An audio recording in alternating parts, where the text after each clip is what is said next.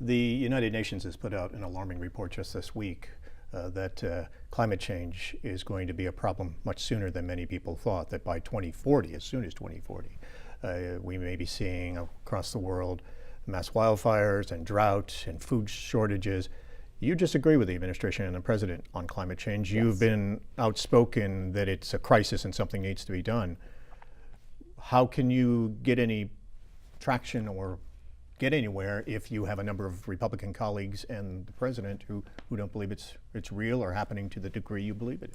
Yeah, this is an area where I very much disagree with the administration. I disagreed with their slashing of the EPA. That would have had an impact on this district. I disagreed with their nomination. Coal-fired power plants? Yes, but also their budget for the EPA. They wanted to slash the budget of the EPA.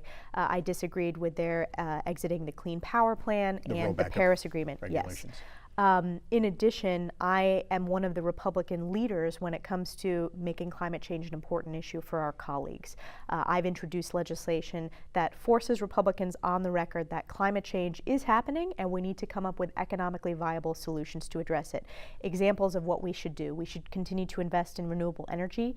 We have a lot of that right here in this district. If you look at wind, if you look at solar, I think there's increased opportunities in hydro and in biomass. That's a growth opportunity for our local economy, and it's very friendly environmental policy. I also think we need to continue to invest in research, development, and technology when it comes to making sure that we have clean energy and clean tech in this country. And the rollback of the EPA rules and regulations when it comes to the coal-fired power plants.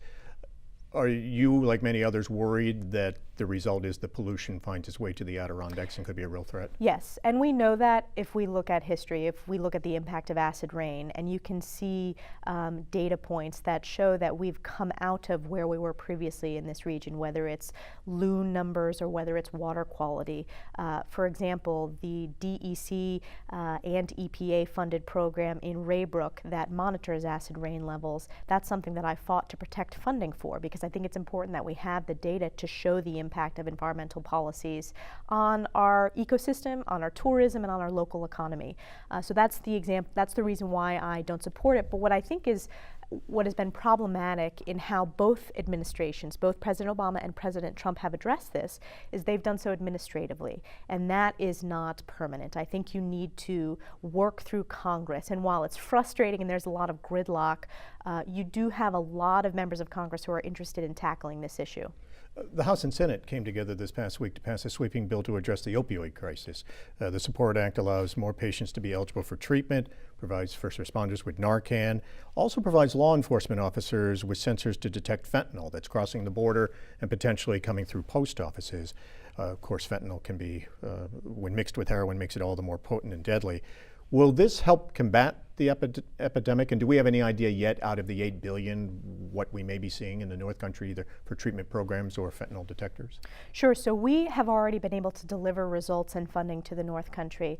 SPARK, there's an organization in Messina to combat the heroin and opioid epidemic, the Alliance for Better Communities out of Watertown. So I've been able to shepherd through federal dollars to support our local initiatives. The opioid epidemic is ravaging communities across this country and across this district.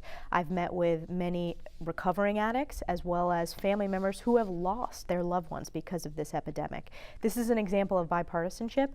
We have passed historic amounts of funding, $8 billion out of the House. I was very pleased to see the Senate get it done, but also really common sense bipartisan legislation. You mentioned fentanyl coming through the U.S. postal system. A huge amount of fentanyl comes from China in the U.S. postal system. We are now making that illegal. That seems like something that we should have done a long time ago, but I'm glad that we've finally been able to tackle it on a bipartisan basis. I'll continue to work with local organizations like Hometown versus Heroin in Warren and Washington County, SPARK, of course, here in Clinton County, ECHO in Essex County, to try to identify grant opportunities to get those federal dollars here. And are there enough treatment options? Yeah. I think we need to improve treatment options, especially in rural regions.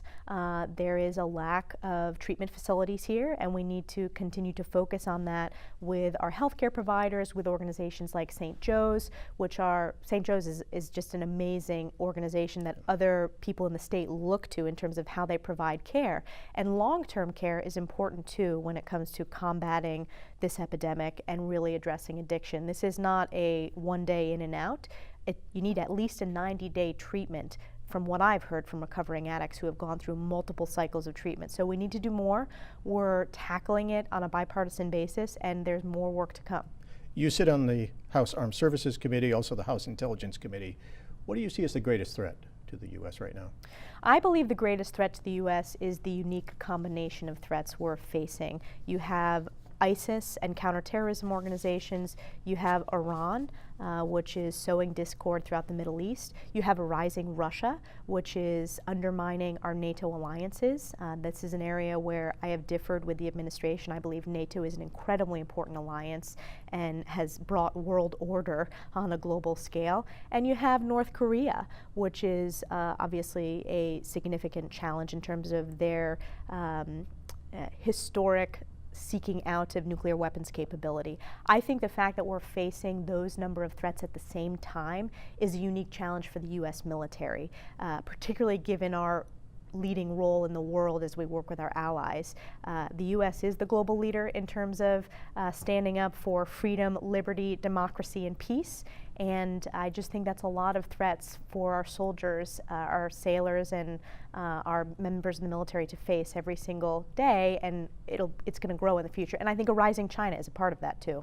You mentioned Russia. Do you support the Mueller investigation and letting it run its course? I do support the Mueller investigation. I've been supportive from the beginning, loudly and consistently when it comes to the Mueller investigation. I believe that's the best opportunity to get to the apolitical truth.